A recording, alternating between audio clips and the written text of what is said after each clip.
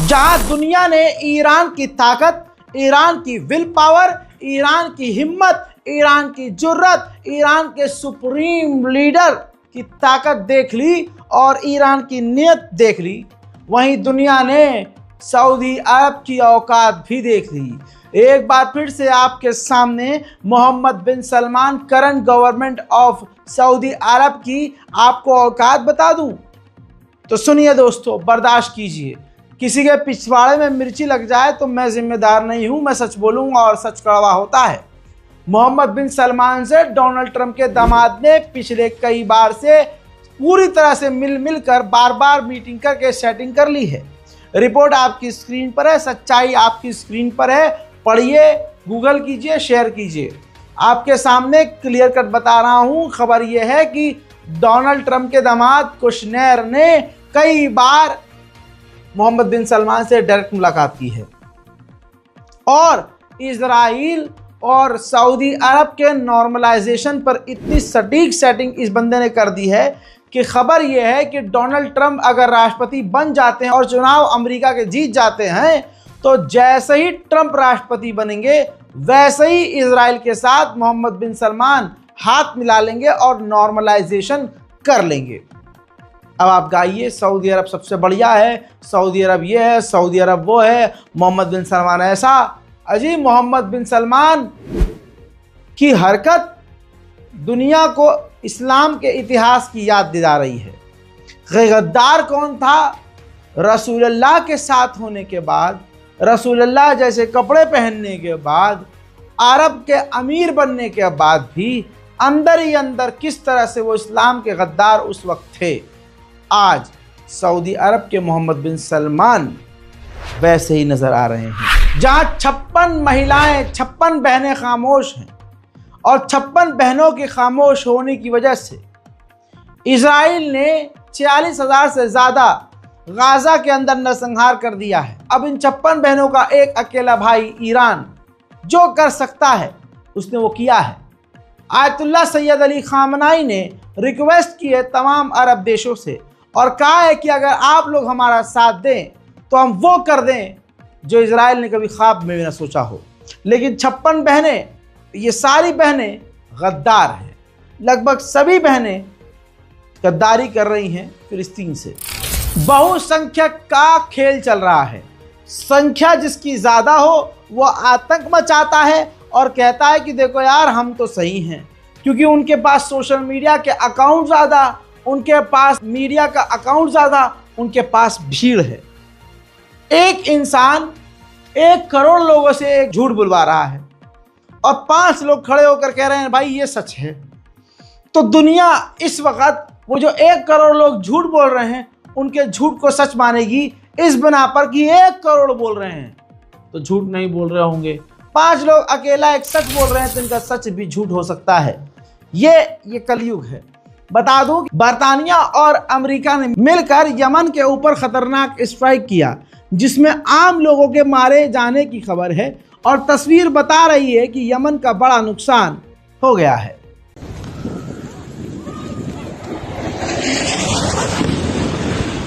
هذا الضربة الرابعة.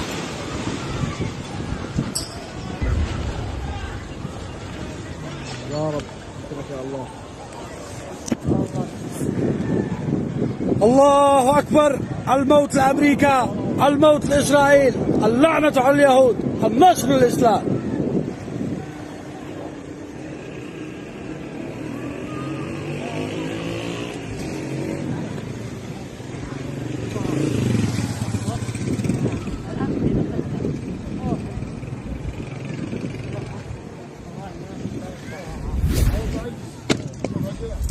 मेरे दोस्तों, हाशिम सैफुद्दीन हसन नसरुल्लाह की जगह जो लीडर बनाए जाने वाले थे, इजराइल ये मानता है कि उनका कत्ल हो गया है और उनके साथी भी उनके साथ मारे गए हैं।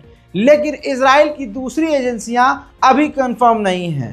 हिजबुल्लाह का कहना यह है कि वो सही जगह पर हैं और अपने ठिकाने पर हैं, लेकिन इस बात का कोई सबूत नहीं है कि हाशिम अल-दीन बचे हैं, जिंदा हैं, सलामत हैं। इसका कोई सबूत फिलहाल तक नहीं है। उधर इराक के लड़ाके भी फुल जोश में हैं।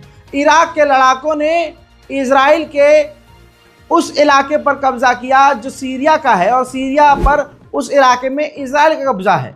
वहां ये तस्वीर देखिए, वहां इराकी संगठनों का रॉकेट जाकर गिरा, जिसमें ये तस्वीर देखिए, ये दोनों इजरायली सैनिक वासिले जहन्नम हो गए। इजराइल ने अपनी झेप मिटाने के लिए ईरान के द्वारा हमले होने पर अपनी इज्जत बचाने के लिए पूरी ताकत से अब लेबनान पर गुस्सा निकाला है और लेबनान पर बड़े हमले किए हैं, जिसकी ताज़ा तस्वीर मैं आपको दिखाना चाहूँगा।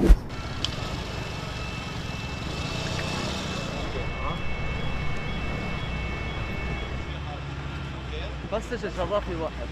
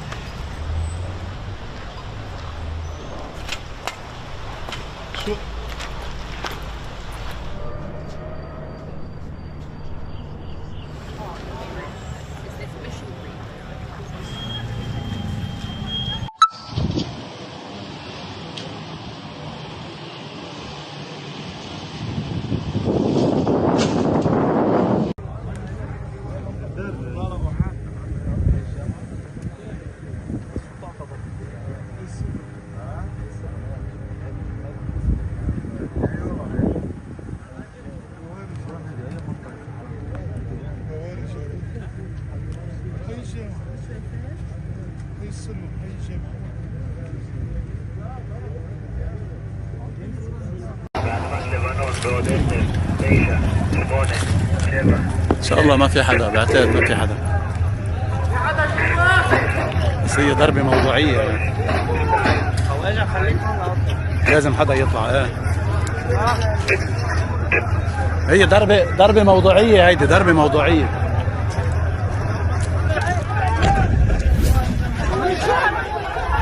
वहीं इजराइल के डिफेंस मिनिस्टर ने साफ तौर से कहा है कि हिजबुल्लाह के लिए हमारे पास और भी सरप्राइजेज हैं उनको देने के लिए, यानी इजराइल अभी भी हिजबुल्लाह को तगड़ा नुकसान देने की धमकी दे रहा है। ईरान के हमले के बाद अमेरिका इजराइल को क्लियर हो गया है कि जितना हम ईरान को समझ रहे हैं उससे बड़ा ईरान है। ऐसे में डरे हुए अमेरिका ने मिडिल ईस्ट में अपनी नई सेना को भारी मात्रा में भेजा है और अपनी पावर मिडिल ईस्ट में बढ़ाई है। साइप्रस में भी इजराइल और अमेरिका ने अपने सैनिकों को बढ़ा दिया है। लेबनान का हाल काफी बुरा है।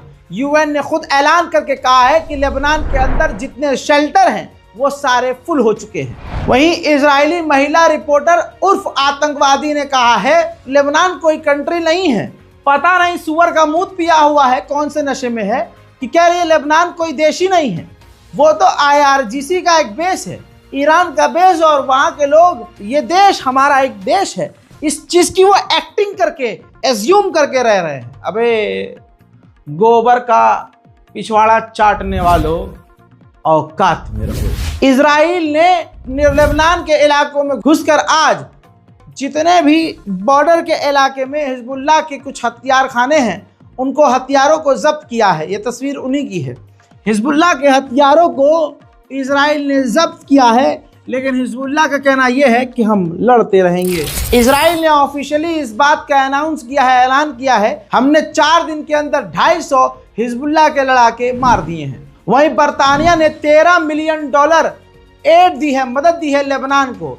ये चीज़ समझ में नहीं आती, इस पर आप ध्यान दीजिए कि ये लोग अमेरिका इजराइल जिस मुल्क पर खुद पीछे से हमला करवाते हैं, सामने से उसकी मदद करते हैं, फिर पीछे से हमला करवाते हैं, फिर उसकी मदद करते हैं। ऐसे दोगलों को आप क्या ही कहेंगे। हाल ये है कि सिर्फ लेबनान के अंदर 6 हफ्तों के अंदर 690 बच्चे इतनी बुरी तरह से इजराइल के हमलों में घायल हैं कि वो जिंदगी और मौत की जंग लड़ रहे हैं। हजरात मोहतरम, एक बड़ा अपडेट दे रहा हूं, इसीलिए कहता हूं रिपोर्ट को यानी वीडियोस को पूरा देखा करिए। हसन नसरुल्लाह की शहादत के बाद उनके जनाजे को, उनकी बॉडी को टेम्परेरी तौर पर कहीं लेबनान में ही दफनाया गया है हिजबुल्लाह के द्वारा। हिजबुल्लाह का कहना यह है कि अगर इनका नमाज जनाजा हम पब्लिकली पढ़ाएं या फिर हम इनकी आखिरी रिचुअल्स को लाइव करें या लोगों के सामने नसरुल्लाह के जनाजे को रखें तो इजराइल वहीं हमला करेगा।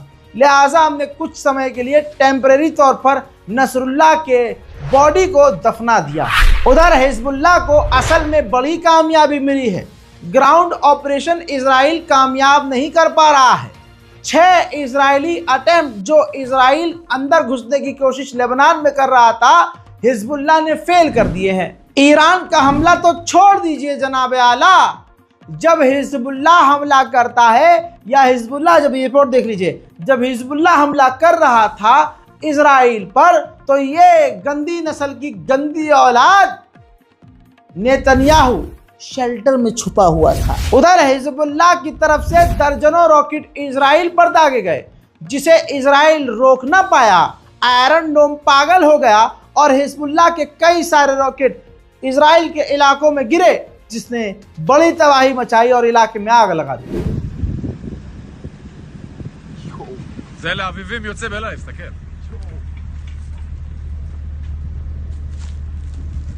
תראה כמה. תראה, יש בעוד נקודה. ראית? מה זה, המסוק? איזה גבר, יאללה. זה לא מסוק, זה רקטות, אחי.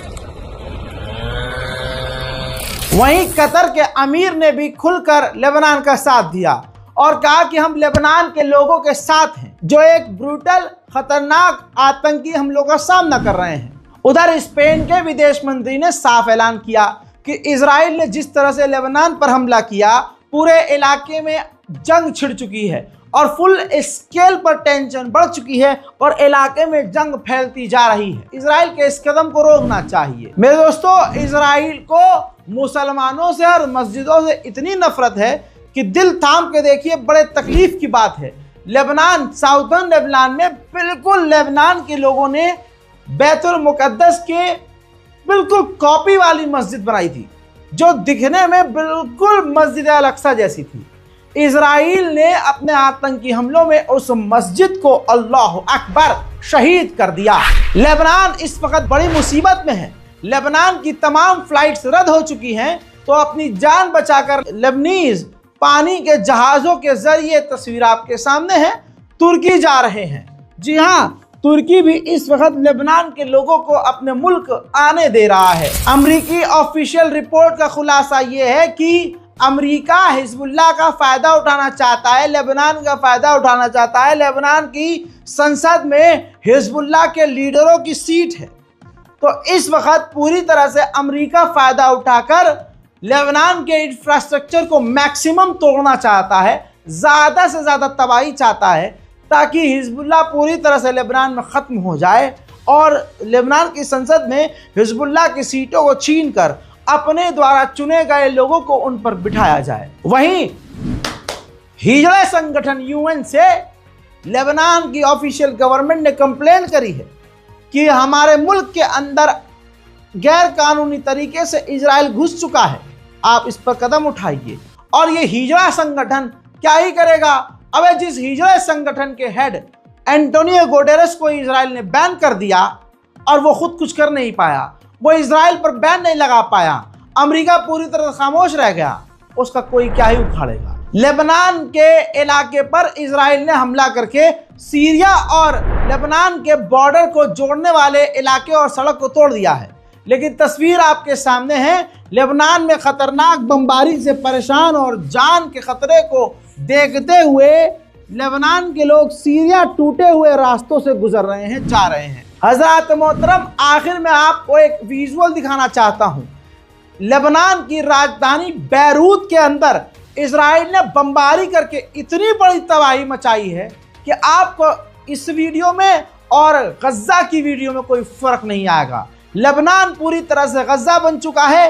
देखिए इस वीडियो को, दुआ कीजिए अल्लाह से, याद कीजिए परवरदिगार को, नमाज कायम कीजिए और पूरी दुनिया के मुसलमानों के लिए दुआ कीजिए। صرنا عم نحاول ان 3 مطارح بدنا نوصل لحد الصليب الأحمر القديم. لا حول ولا قوة إلا بالله العلي العظيم.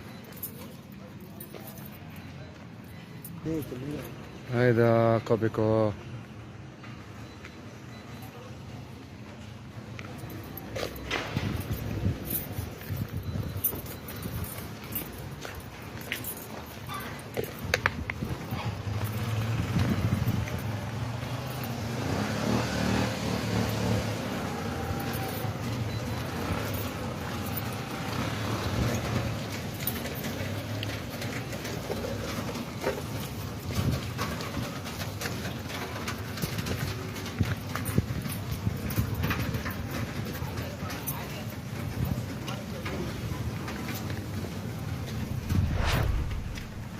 मेरे दोस्तों, इससे आगे मैं कुछ दिखा नहीं सकता, इसके आगे कुछ बोल नहीं सकता।